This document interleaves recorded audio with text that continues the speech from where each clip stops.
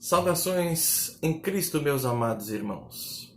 Muito bem, neste vídeo eu gostaria de meditar com vocês num salmo muito lindo, mas ao mesmo tempo muito desafiador, salmo de número 13, Salmo de Davi.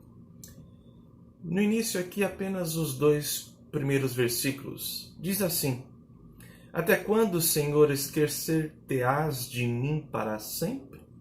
Até quando ocultarás de mim o rosto? Até quando estarei eu relutando dentro em minha alma, com tristeza no coração cada dia?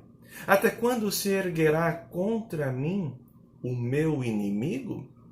Vocês perceberam que Davi coloca diante de Deus, apresenta diante do Senhor a sua queixa? E ele faz isso de uma maneira intensa.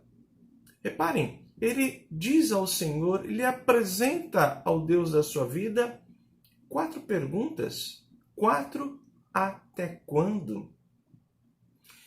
E o extrato, o resumo dessas perguntas, nós poderíamos entender que Davi estava ali apresentando as suas dúvidas com relação ao agir de Deus, ao governo de Deus sobre a sua vida.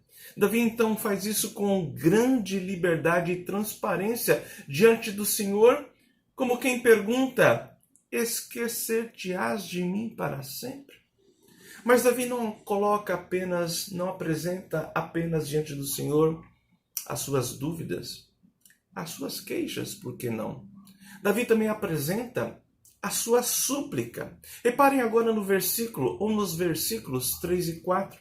Davi diz assim: Atenta para mim, responde-me, Senhor Deus meu, ilumina-me os olhos para que eu não durma o sono da morte, para que não diga o meu inimigo, prevaleci contra ele, e não se regozijem os meus adversários, vindo eu a vacilar.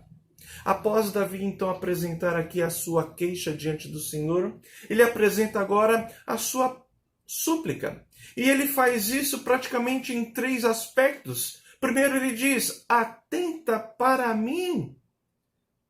Reparem que Davi aqui, com muita liberdade diante do seu Deus, ele pede para que o Senhor preste atenção em sua vida, no seu drama, nas suas lutas.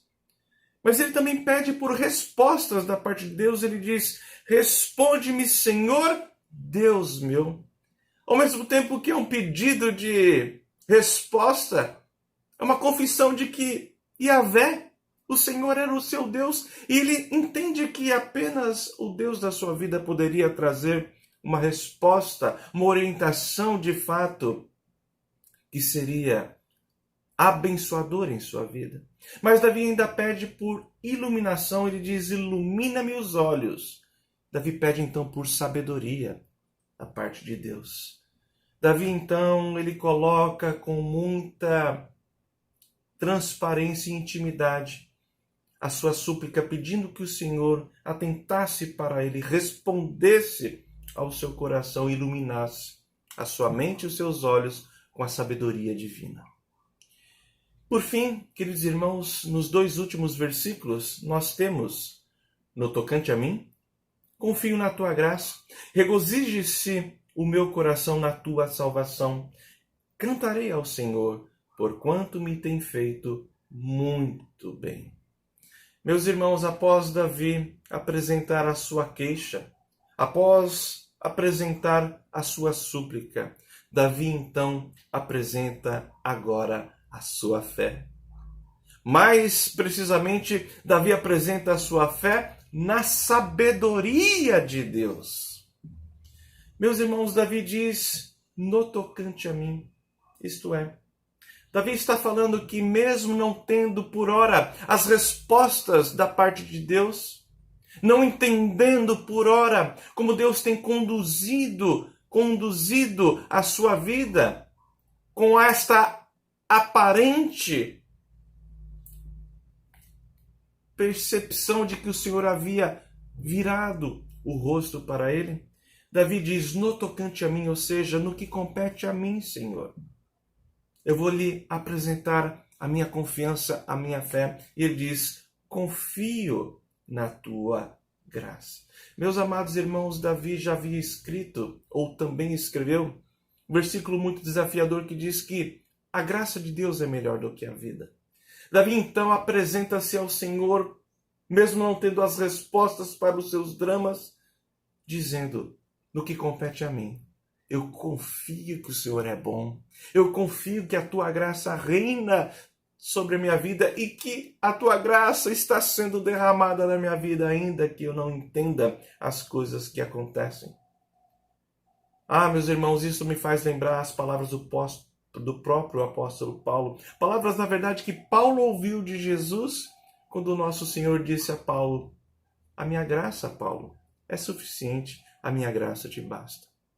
Davi também diz: regozije-se o meu coração na tua salvação. Davi diz que mesmo não tendo as respostas, ele se alegraria.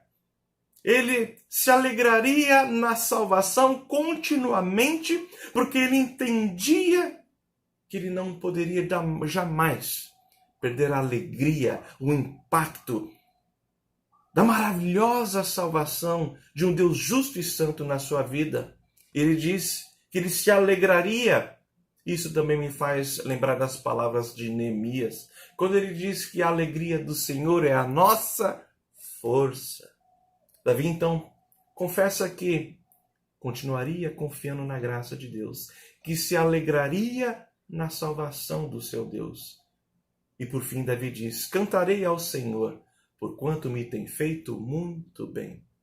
Davi também, ele diz que em meio às inquietudes, indecisões, indefinições da sua vida, Davi diz que o louvor não se anularia, não sairia dos seus lábios, porque ele diz: cantarei ao Senhor, louvarei ao Senhor. E percebam que Davi está dizendo que louvaria ao Senhor, porquanto ele tem, o Deus da sua vida, lhe tem feito muito, muito bem. Meus irmãos, o próprio Davi disse: a graça do Senhor é melhor do que a vida, os meus lábios te louvam, assim cumpre-me bem dizer enquanto eu viver. Davi diz que louvaria ao Senhor enquanto ele estivesse vivo, por conta da graça do Senhor e também por conta da sabedoria de Deus. Porque ele sabia que o seu Deus, o Deus da graça, estava regendo a sua vida, governando a sua vida, ainda que naquele momento ele não entendesse os porquês, os até quando. Pela fé ele sabia que na sabedoria de Deus estava tudo muito certo e que o Senhor lhe estava fazendo muito bem. Que assim seja, meus irmãos, que assim seja a nossa fé, a nossa oração, a nossa intimidade com o nosso Deus. Oremos. Senhor, dá-nos esta convicção. Dá-nos, ó Deus, a aprovação do Senhor, mesmo nos momentos em que não entendemos, em que o nosso coração se aflige.